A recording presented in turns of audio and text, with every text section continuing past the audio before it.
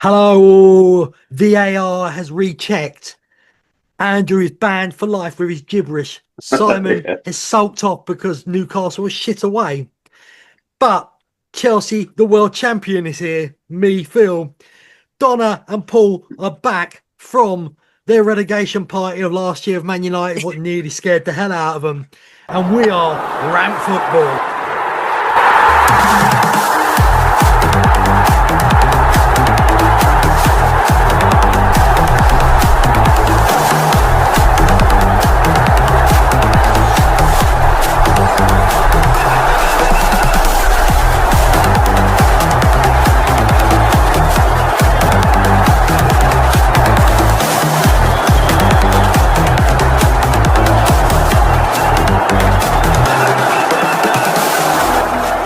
Right, now you know we're back, everybody. Oh, hello, Paul, mate. How you doing?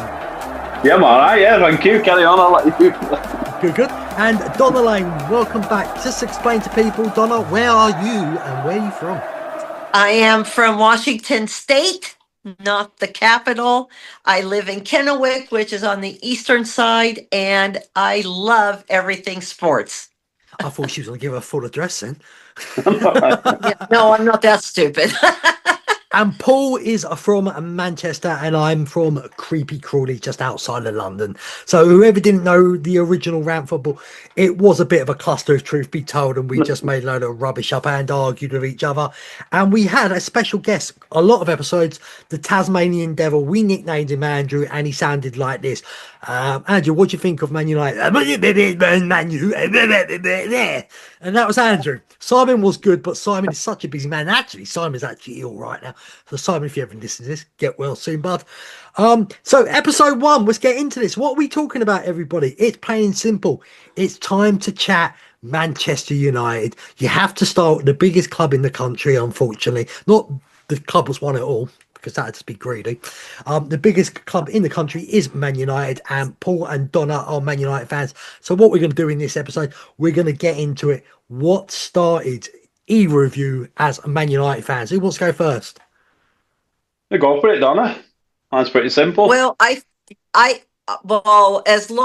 since I have been saying this for over a year, we would do better if Onana was gone. We'll get to Onana later. Now, we're asking you, what started you as a Man United fan? Hey, why did you get onto United? Oh, see, I couldn't understand what Phil was asking. I'll translate it to English. What got me?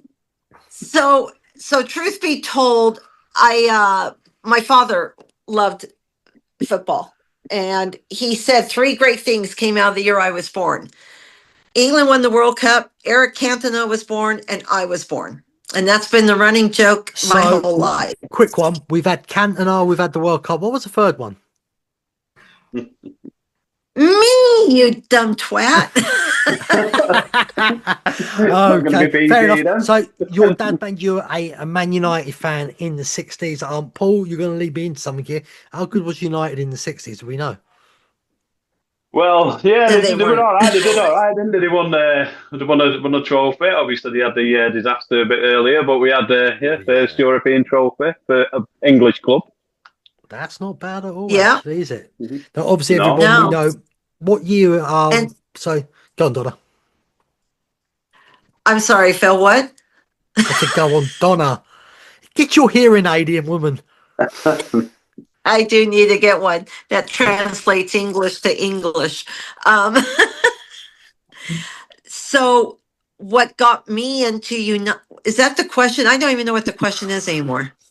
Yeah, that's the question, Donna. Yeah, I thought it was your dad. You said your dad got you into it. Yeah, it was my dad, and then I met someone many years later, who broke my heart, but he was also a Man United fan, and I have continually loved the club. It's not just one person or one thing. It's the history of the club, the players, obviously. It's a whole lot of little things that got my love for the club. And I will always be Manchester United. And Manchester is red, by the way.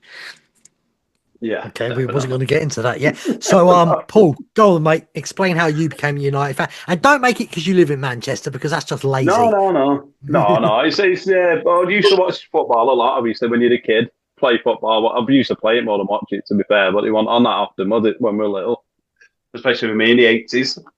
I used to when I did watch it and talk about it with my uncle. He was a City fan. He still is, and my dad's United. But luckily for me, because neither team were that good in the 80s. Won the odd cup here and there, but I preferred Red and the history of United. So yeah, I went down that route, and that's where it carried on, really. Fair enough, but at the time, was like any of your friends trying to persuade you to the light blue side, or was it firmly you had loads of Man United friends? Oh yeah. Not really, because they know that once they make my mind up, that's it, done. Fair enough. And Donna, we got the local links. We were born just down the road from Old Trafford. yeah, you are bloody close. And that was one of the things that I liked too growing up, not in Vegas, I grew up there, but when I started living in Phoenix, it was the local clubs. And then the local clubs, because then you start seeing, because they wear whatever they're wearing. It's not like they have kits, because it's not that rich. So you would start seeing the lads wearing Man United shirts or Chelsea or, heaven forbid, Liverpool. I never liked them. But it's the love of the sport, and the club comes with it. So if you love a club, it's like I've told my kids too, whatever you want to support, either, like the Seahawks or, a basketball team, whatever you want to support, go in all the way, 100%. And you absolutely cannot leave if they start to do bad. That's when you find out who the real supporters are versus those plastic We've had that fans. recently, haven't we? Yeah, you're right. You found that out last season. Do tell, Paul. Do tell. Let's move ahead. Oh, we're terrible, aren't we? United. Yeah, go on, carry on. Go on. Let's get to Man United 70s. Paul, tell me about Man United in the 70s. Good, bad, or ugly?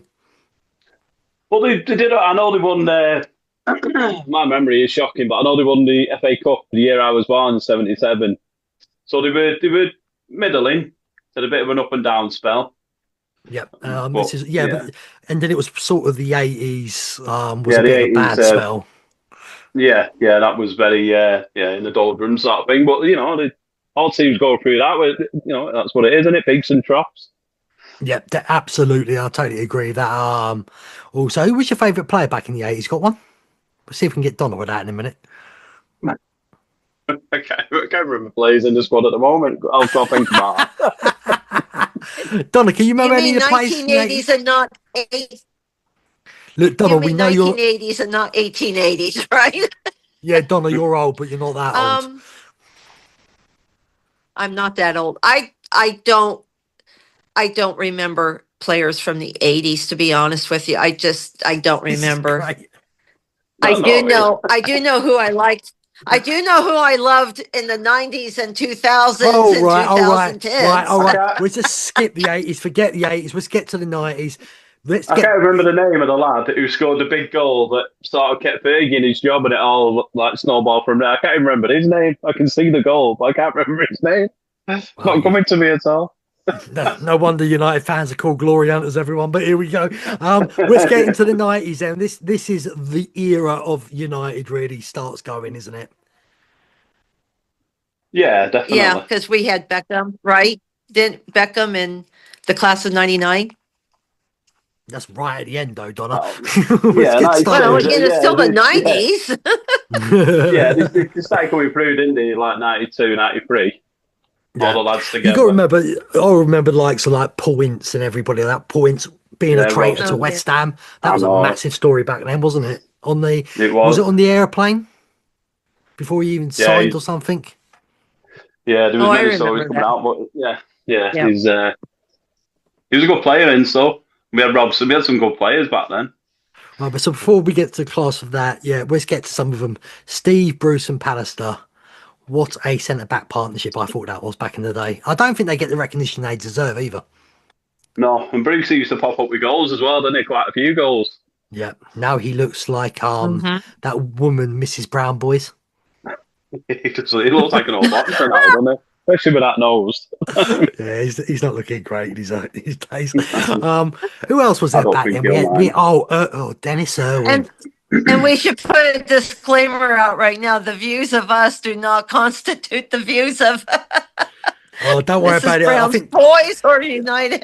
I just want to say this show will get better. This is the first time these two have been back on podcasting, so it's going to take a bit of time for everyone to get back into the groove. This is pre-season training, I like to think. Yeah. Donna, Yeah, you we got to did have sit down Dennis and we're going Irwin, to keep on though. having an earthquake. Oh, yeah, it's making me feel seasick. Yeah, so let's talk about a few others. Dennis Irwin, quality left I'm back. sorry, I'm taking care of a dog. Yeah, Dennis Irwin was quality left back. He's underrated, but he's another one who's always Mr. Reliable, hardly ever injured. Such a good player, that lad. Was your right back? What was his name? Paul Parker. Yeah, Parker, he was good as well. I'm starting to remember. I'm remembering more than I know United you fans. remember it better than me. I know. Then we had obviously Brian Robson. Yeah, Robson. He's a lot of people's favourite player ever, isn't he? Yeah, he was a good, solid player, actually. No nonsense as well. Let's get into the superstars now. Eric the Red Cantona. Strange man, but what a footballer. Well, I like players like that, though. Obviously, he's very good and he scored goals, scored important goals. But I like players like that with a bit of character, a bit of charisma. It's like him for City. What was he called? Balotelli. He's mad as a box of frogs. But I always remember Balotelli just driving into the prison in Manchester because the gates were open. He thought he was allowed to go in there. Absolutely. Donna, is there an earthquake in Washington State? Because you have not stayed still. I'm trying. And again, this is because it's our first one. I'm trying to set up. There. I am leaving it alone. Well, we'll see how long this lasts. Everyone, she sat up first, and then she started moving around her house. I think she just wanted to show burglars what her house looked like. No, I'll let me just say for the person or people who are listening to this, I have a puppy, and I don't trust her by herself in any room. So we have corralled her now to the sitting room. Fair enough. And what's the puppy's name? London. Because you know why? Because all the best come from London. No, because the cat's name is Manchester. You could have called it United. I thought about it. Don't even tempt me on that. It's too late now. No, it's got its name now. You can't be cruel to the dog. So let's get into a few players. Right. David Beckham, was he overrated, or was he as good as they made him out to be? Or was he just had a very good PR team? No, I think he had talent, especially younger. But I'm wondering if, well, just like any player who has a good PR firm, they're overrated at a point. I mean, because he was good, but he's only as good as his weakest player on the squad at the team. There wasn't a weak team back then. No, Well, it was. For me, he was very, very good, but in a very good team as well. Like he might have struggled in a different team, but as it happened, he was in this team. But he played well for England with the collective they had there as well. You would say he played good. He played good for Madrid as well. So arguably, he's a good player. Is he up to the Ronaldos and Messis? No. No. But I think where Beckham shined was because didn't he just get knighted by King Charles for sport? So again, I think he's brought awareness to sport in general, and I think he continues to try to do good for the community and the country he lives in. Well, being knighted for me, people only care about being knighted and in England. we don't care about all that nonsense. Well, but it made the news, and again, I think it's his PR firm, because why would America care that he was knighted? I think it's because he was knighted for sport, and we are all trying to get in better shape and teach our kids how to exercise better. And I think he's got his calling on that, because he is fit. Fit him that way. And he's a good-looking man. But to be fair to Beckham, the amount of stick he got after '98, the World Cup, when he did that with Simeone, he got it was a stupid red card, but he got all the stick after that, especially from West Ham and what have you. London teams, they all give him all the stick, and he's come back. He's shown character. In all fairness, was it Greece, wasn't it? The European Cup qualifier last game, that free kick in the last seconds of the game to get us through. Yeah, so and again, playing devil's advocate, he had about 18 free kicks that game.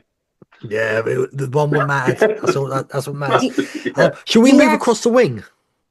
Yes, let's do that, because let's move across the wing. We're going to obviously go to the guy who was an adulterer, who like sleeping around his family. Phill, absolutely, allegedly. Looked like he was from Wales. He looked like a sheep with all that hair when he played Arsenal, when he pulled his top off. But what one hell of a winger he was. Ryan Giggs. Yeah. Ryan Giggs, running down the wing. Running down the wing. Ryan Giggs. Hello, London. If people are not watching, London is on the screen.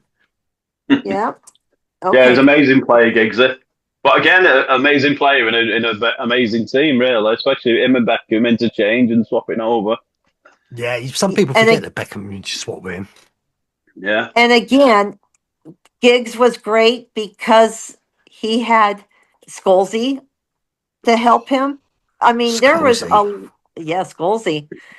I mean, it's not just one person that can be great. It's how he's supported and the freedom that he gets to move that makes him great. It's not just, it's not a single sport. There's 10 other men on the pitch. Yep. No. We will get to a Nana, Donna. We're going to get to that era. Don't worry about it. That's my rant. I've got a question for you. I've got a question for you too. If you had a choice of having Ryan Giggs or David Beckham right now in your Man United team, who would you choose and why? Giggsy, because he's more versatile. Because he's versatile, and he's my husband. He doesn't know it yet. He won't get with you unless you're going out with his family members. Yeah. I think the way the formation we're playing now, I think I go with Beckham because he could go in the middle a bit more. He's definitely good at linking up. Yeah, it was the modern game, the passing range of David Beckham, because it's not really about wingers running anymore, is it? No. It's their versatility. It's their versatility of where they can go on the pitch. Can they play forward or backward? Yeah. So I agree with that. Maybe Beckham would be better. Okay, and I'm going to do the same question with two goalkeepers now. Peter Schmeichel and Edwin van der Sar. Who would you choose and why? Oh. Ooh, that's a hard one, isn't it? I go with Big Pete. It is a hard one. Van der Sar was very, very good, but I don't know. Pete, it was just, I don't know. They're just both. It is an hard one to pick now, but go with Peter Schmeichel for his shot stopping and his distribution as well. I'll go just to be opposite of Paul. I'll go with Van der Sar. And I don't know why, other than to be different. But I don't know. I remember when Van der Sar started, and I didn't think much of him, but then he grew into the position. I mean, we won decent silverware with him. Yeah. Same with De Gea. He was about 2 stone wet through when he first joined United. He was getting bullied all over the place. Do you remember when De Gea first joined and he got caught in Tesco stealing donuts because he thought you could just take them for free? I didn't know that. Oh dear.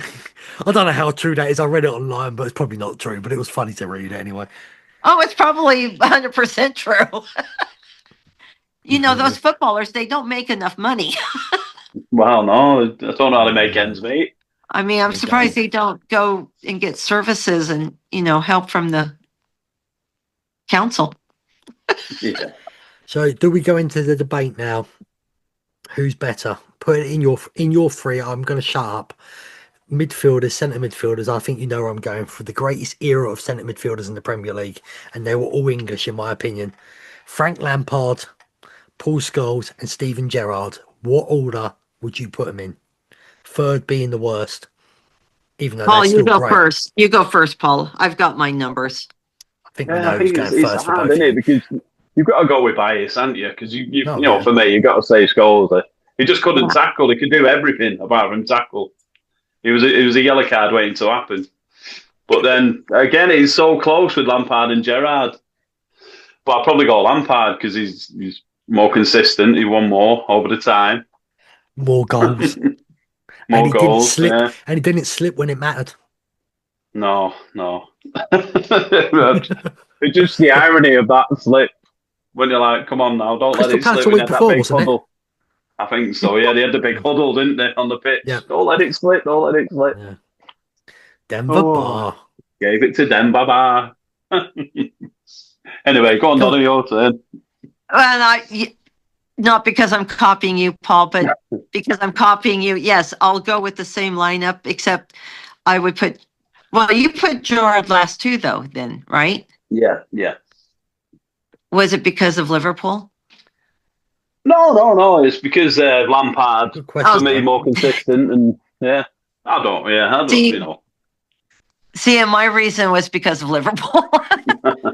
Okay, and this is my honest one, and Man United fans are going to hate me for this. Scholes goes third for the simple reason, even though he probably won the most Premier League trophies out of all of them, he couldn't tackle, like Paul said. So he sending off were silly at best. Generally, I think his natural ability, he was the best out of all three. So then I'll go number 2, Stevie G, because I think he was the full package as a midfielder. Mm-hmm. He's the closest, the guy who could do everything. So that. Then obviously I'm going to be biased because of Super Frankie Lampard. He won it all. He captains us to our first Champions League trophy. He scored the goals that won us our first Premier League trophy, not the when it used to be called the Championship Premier League trophy and all that. He helped us out off the pitch when we couldn't make transfers as a manager.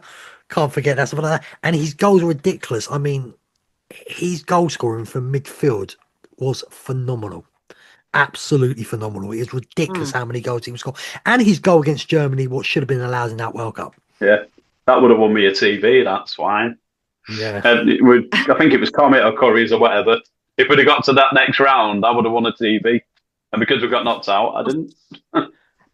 And I think at one point, not maybe this episode, but another episode, we need to talk about the England squad since World Cup is coming up.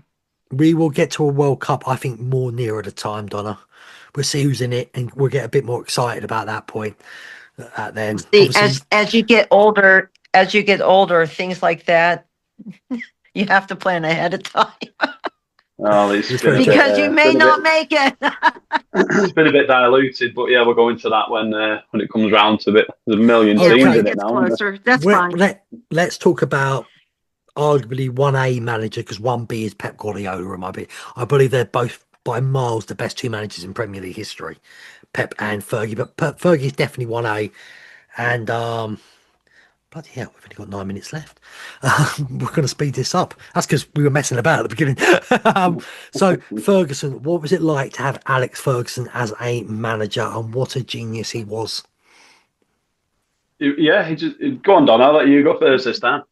Well, I was just going to say that Ferguson is the only manager that I remember, and he took the squad that was terrible. I mean, I remember those early years. We didn't do much. We couldn't do. I mean, it's kind of like watching us with David Moyes as the manager. You know there's potential there, but you just can't see it. And then Ferguson turned it all around in the late 80s, early 90s.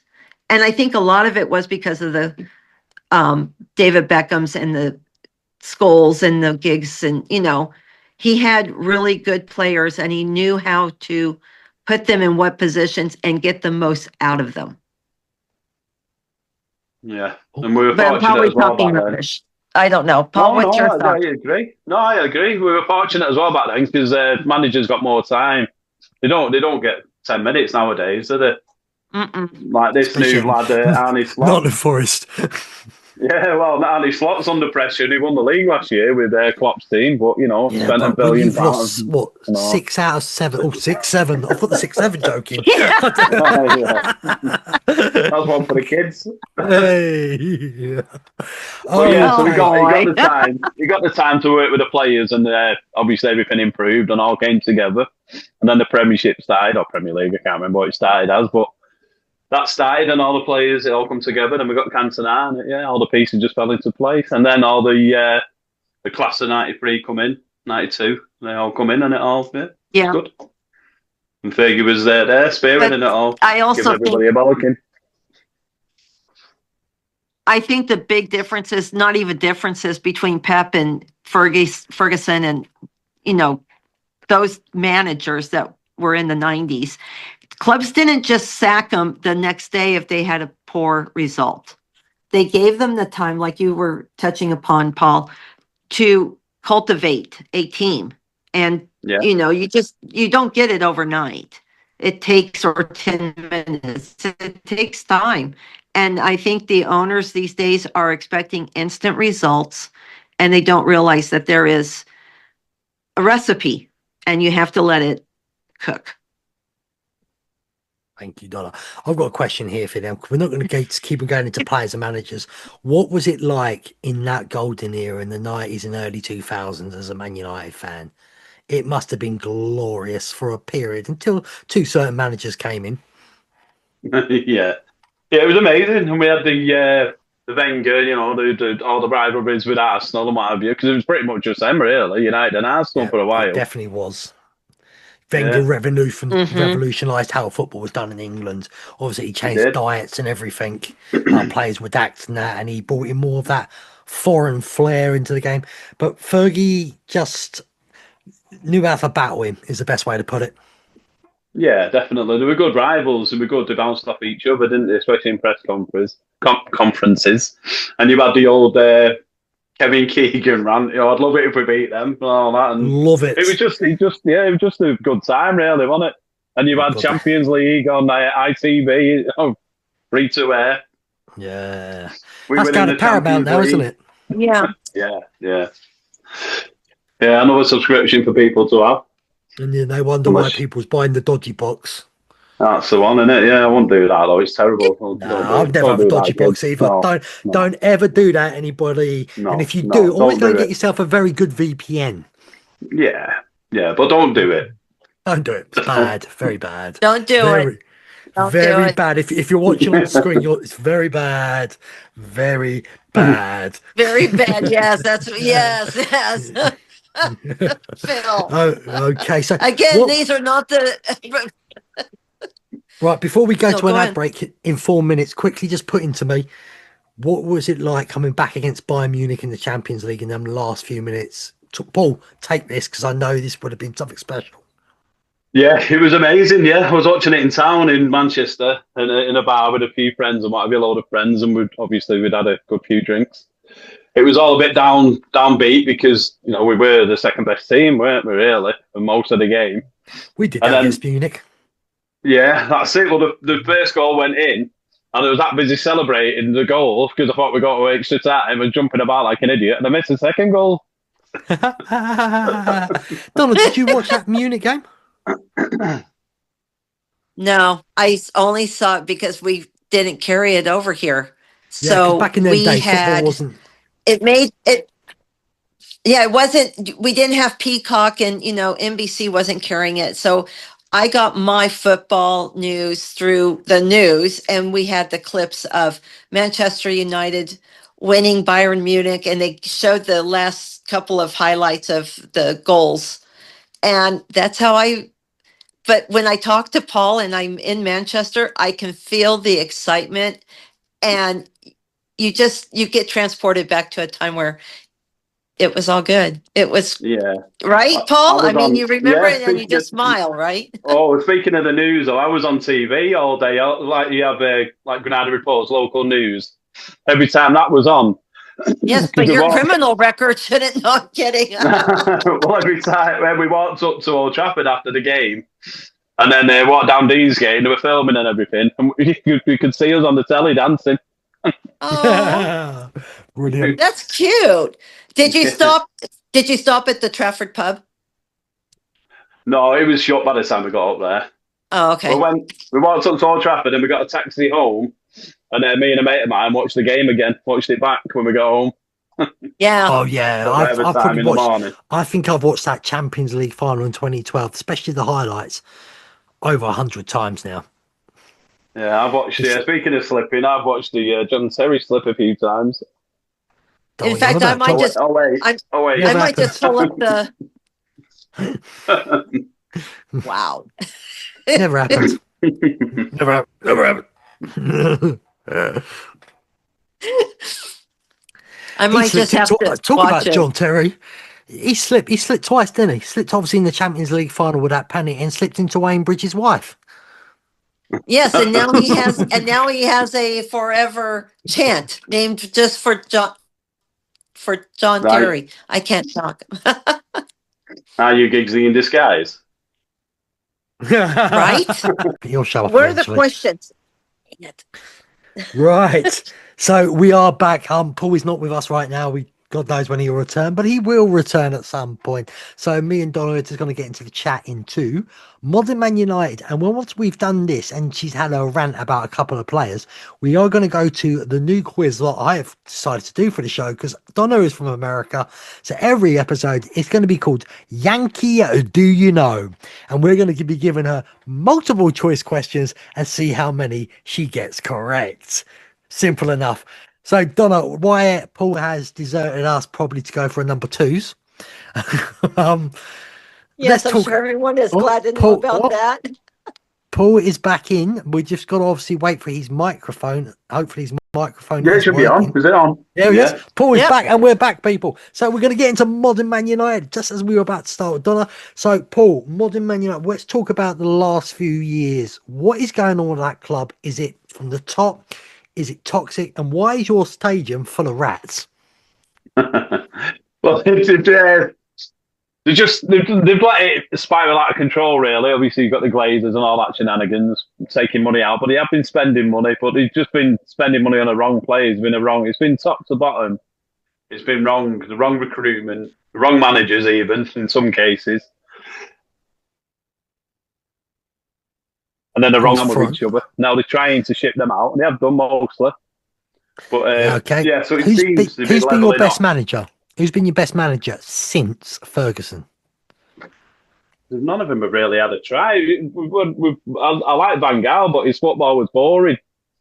But do you want to let Donna have a go? I will tell you mine after Donna's. Donna's, why is yours in a Gunnar Solskjaer?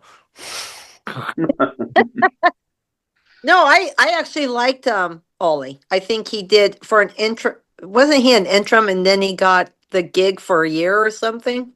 I don't even remember. We've had so many managers that you just push to the side. That's what you should take the Mickey out of Chelsea for.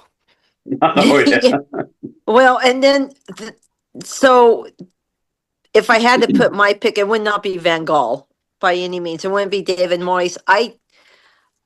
It would be Ollie for me, because I think he did what he could do with the players he had. I think a lot of it wasn't just the manager, like Paul says. It's not just the manager. It's not just the club. I think a lot of it too is that the footballers think that they are entitled to have a high salary, and then they don't put in 100% of their life into this 90-minute sport on the pitch. I think they feel like, well, of course I should get 60 billion pounds a year, but they don't even provide £6 worth of entertainment. You know what I mean? They're in a very privileged position, aren't they? They're very, very good at what they do for the most part, and they get rewarded for that, so they should at least put a bit of effort in on the pitch, and mostly they do, but you see some of them who they just don't. I've always said that. So Paul, I think how football should be run, and most sports should be run, American or otherwise, is that they pay the player based on their performance. So if you get a touchdown in American football, or if you get a goal in football, whatever it is, and along with defenders, if you tackle, if you don't get a red card, yellow card, whatever, then you get paid X amount of money for everything that you do. Yeah, they used to do something like that, to be honest. Yeah, they did used to do something like that. Like they did used to do clean Yeah. sheet bonuses, goal bonuses, and all this. And I'm sure they still do, but because they run ridiculous amounts of money, it doesn't really matter to him, I don't think. So that's no incentive No. anymore. Plus the modern world we They live in need as to well. find an incentive. Yeah. It's the modern world as well. Yeah, and the Jenny, people I have who the same suffer problem from in it. work. We have the same problem in work. I've noticed the younger generation, you can't joke with as much because they go off crying. They can't take a joke anymore. They Yep. can't take getting told off. They have to have their egos fed constantly. And it's a bit of a boring world right now, but I like to think we're slowly getting out of that world again now. I see a younger generation coming through who are being rebellious again, and I'm enjoying it. I just want to say who I think your best manager was in that period after Fergie, and I can't believe none of you brought him up. He is a special one. Mourinho, He won you the Europa League and got you second in the league with a third squad. Yeah, Oh. he was very good. I He's forgot another about character. Mourinho. Yeah, he was good. Yeah, good old Mourinho. Jose Mourinho. Oh, I loved him. Chelsea special one he was. He's another one. But he never changed, though, did he? He just played the same way all the time. He didn't evolve. The problem with Jose, which is why the first he's sort of gone backwards a bit. 2 seasons with Jose, it seems, and then players just wear out on him. He needs to adapt. And it's a shame he's never learned to. You know who I'd like to see as manager for any of our clubs? Ted Lasso. Oh, yeah. Just saying. Right, Kemp, whistle. Great. Oh, Roy Kemp. Whistle. Okay, people. I do have a good question now, though. Man United players have been really turd the last few years, apart from Ratman in midfield. But a few of them have left you lately, and they're all playing superbly. What the hell is going on? Well, you see a lot of discussion. You see a lot of discussion about that. Like Rasmus Højlund over in where he's Napoli. playing in Italy and in Napoli, and especially McTominay. He's gone on to play amazing football, but it's about levels, isn't it? You know, they say that the Premiership's a higher level than Italy. It's also the toxicity of United, top from bottom. Yeah. Of course, it's going to play on the players eventually. That's it. And I like McTominay. I wish I would have kept him, but I think it was circumstances why he had to go. But it's it is very strange because that's all you hear about, isn't it? But I'll tell you another one that's doing really well, Garnacho. Oh yeah. But I think because it's United, you hear about all the players all the time, everything just to try and get a headline because they have got such a big fan base around the world. It is clickbait a lot of the time. So you hear about them a lot. And they are doing well. Cavani scored the other day. I forgot he played. You're on the way back up. You're on the way back up now. And I did say to you before the season starts, it's a blessing in disguise you're not in Europe this season. Because now you can get back into the top 6, I believe. Yeah. Yeah, we can focus on the Premier League. Yeah. I still like Mata. I like Mata as well. Right? Yeah. I like Mata as well. He told Didier Drogba 2012, don't worry, head up. We're going to score. I'm going to give you the ball and you're going to score. Corner from Mata, not Marta. And Drogba's head in the back of the net. That's what I'm saying. Did he still play? He went over to Turkey, didn't he? Galatasaray. Yeah. Got his hair back as well, didn't he? Got his hair back. Yeah. That was phenomenal. That was. He might have aged out a bit now. I don't know if he's one of the players what's been suspended for match fixing out there. Yeah, there's been a lot of controversy, hasn't there? Yeah, with the referees and players out in that way, and it was Jose who ratted them out. Yeah. Well, I guess because I used to joke, especially when Dean, what was his first? Mike Dean would be the referee. I would joke that, I hope our check cleared. But nowadays you can't really joke like that because there's so much fixing going around that you may not. Yeah. I'll tell you what, Liverpool used a lot of checks last season. Taken as a joke. Yeah, Liverpool. Yeah, they were playing till they scored generally, weren't they? They're still giving them a load of injury time, but they just can't score. Yeah, it's brilliant, isn't it? Yeah. Okay, we'll sort of wrap up the chat of United before we get into Yanky Do You Know. What is your hopes for Man United this season and next? And what do you think sort of players need to come in? We need a new Casemiro who's playing amazing football, but we just need somebody alongside him or replacing, eventually. And the young lads don't just let me kick on.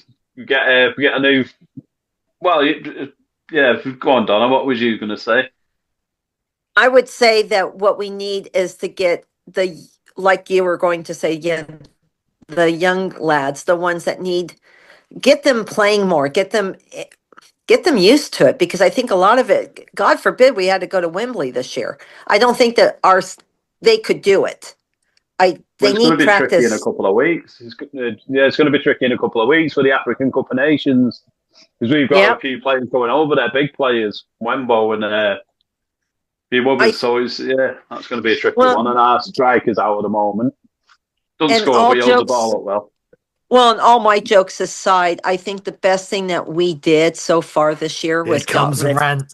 Yep. Here comes. I've been saying it since he signed on, and is getting Onana off. I can't believe that we thought that he was that good. He was in it. We didn't have a single clean. He was, yeah. Well, he played for Inter, didn't he? Inter Milan. Yeah. He was quality there, because I want Chelsea to buy him. Thank God we didn't, but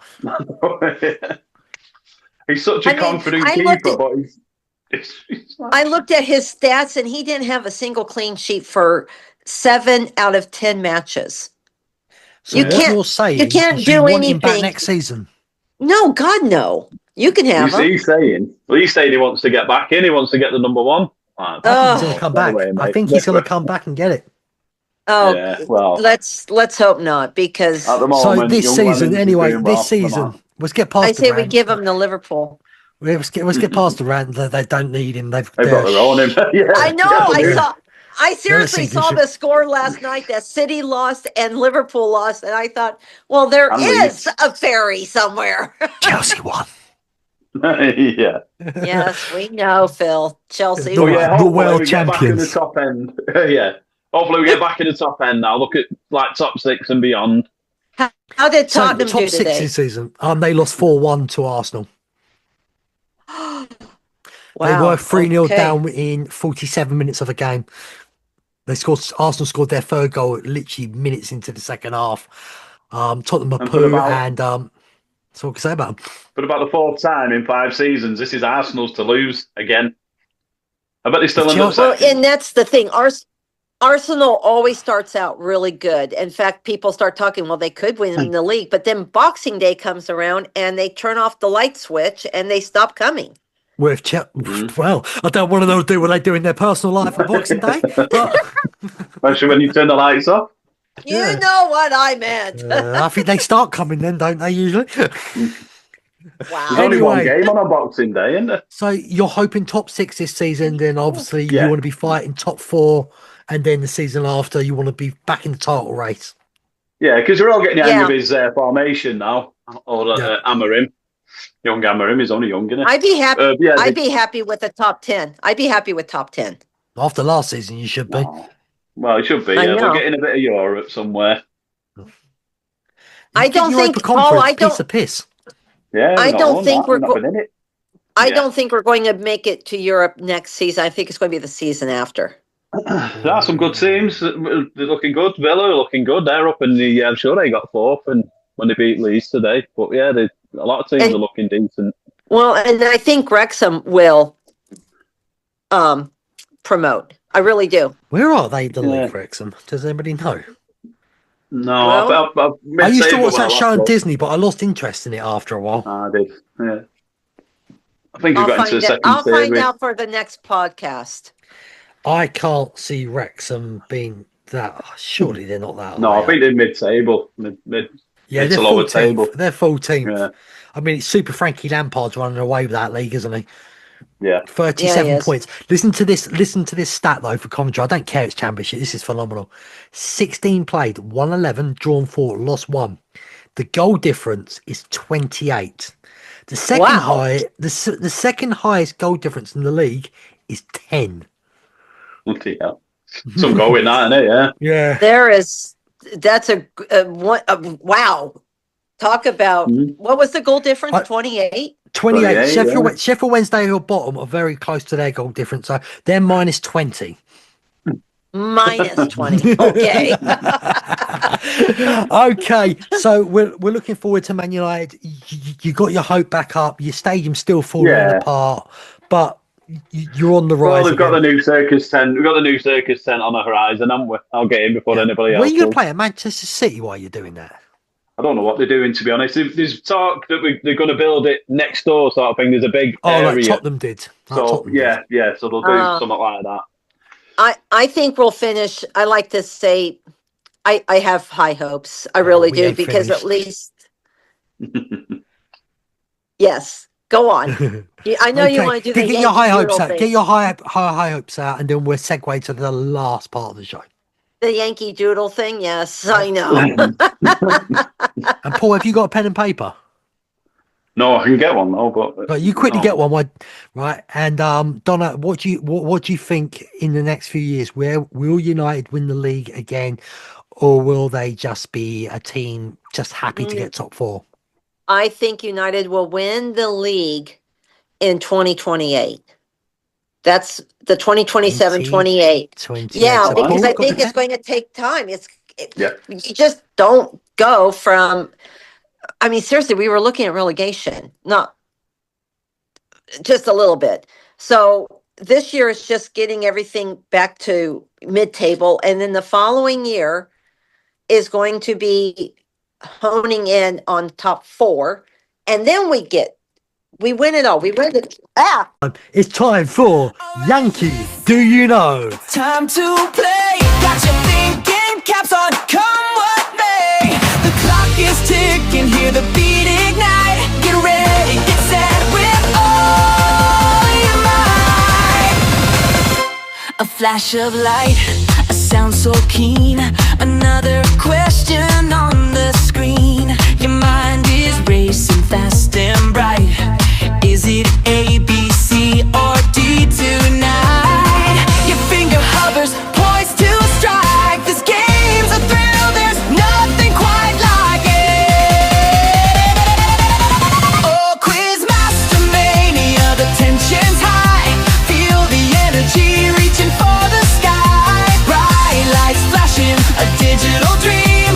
Answer quick, join the winning team. Every second counts, every choice profound on this exciting, electrifying ground. This is the point I can't hear you.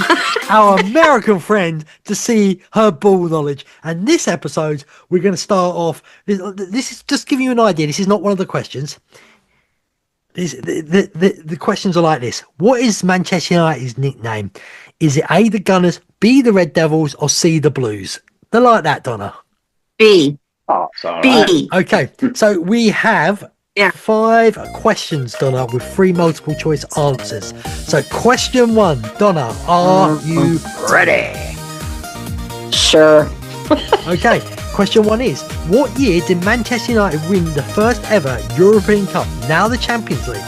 A, 1958, B, 1968, or C, 1978?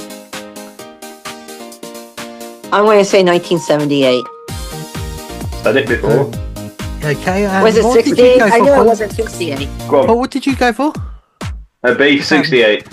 Okay, and the answer is B, 1968.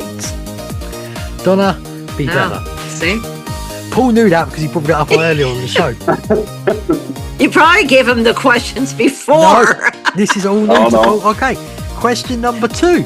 Which player scored the winning goal in the 1999 Champions League final? A, Teddy Sheringham, B, Ole Gunnar Solskjaer, or C, David Beckham?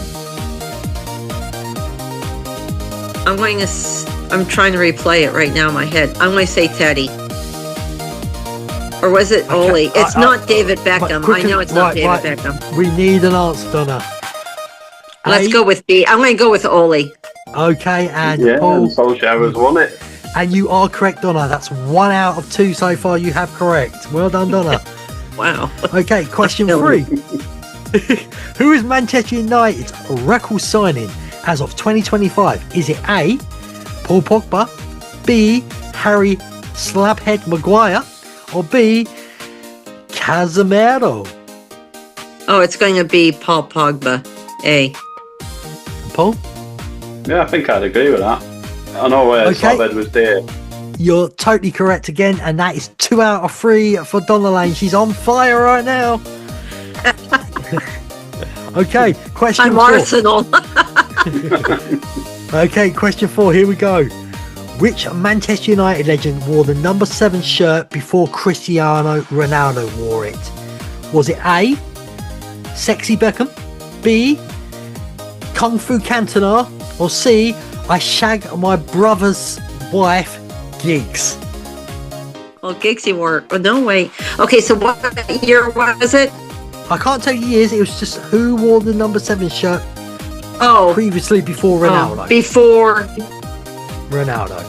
It's going to be. Yeah, who was the first one? A is Beckham, B is Cantona, C is Giggs. It's A. Yeah, Beckham. Yeah. You're both correct. Yeah. And Donna, you're 4 out of 5. See how it's not as bad as you thought, is it? Okay, can Donna get one more correct? I'm a little scared, to be honest with you. Here is the final question. This is. I thought you were going to say the legend that is Owen. He wore 7. But anyway, carry on. Okay. In which season did Manchester United last win the Premier League title? Was it A, 2010, 2011? Was it B, 2012, 2013?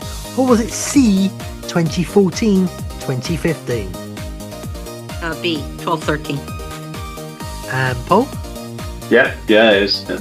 And that's correct, Donna. You got 4 out of 5, and Paul officially still beat you, getting 5 out of 5. But Paul wasn't really in the competition. I just wanted to see if he would know what. So for this episode, Donna has ball knowledge. Thank you very much. I'm honored to take this award. I will be making these questions harder every episode. Please don't. Okay, guys, thank you very much. Sorry for a bit of a clustermuck start, everybody. It was our return to RANT Football. It was like pre-season, but I think you saw we got into our stride later on in the 90 minutes of the game. So, Paul, I just want to say thank you for coming back and being an absolute legend. Donna Lane, you're just American, so we'll have to let you off. Right, thanks a lot. It's been good. I make you too. Yes, Don, I think some of that cut up there, but I think we got the gist. Wow. Like that. So I just want to say thank you, everyone, listening to episode 1 of RANT Football. If you could do us a favour, if you're watching on YouTube, subscribe to the channel, like the video if you can. Hype, I don't know if you can when you're that small. Hype the video, comment on it, talk about Man United or whatever you do. Tell me when you start supporting Man United. If you're on Spotify or any of them, that's what you can comment on. Please give us a great review on any podcast app. Comment and tell us about your Man United love or why you hate Man United, and tell your friends and your family. And yes, we'll get to a Chelsea episode eventually. I just don't want to make it about me. Thank you very much. That's pretty much it. From the final whistle has blown. So from me, it's goodbye. From Donna, it's I'll see you later. And from Paul, yeah, goodbye. Take it easy.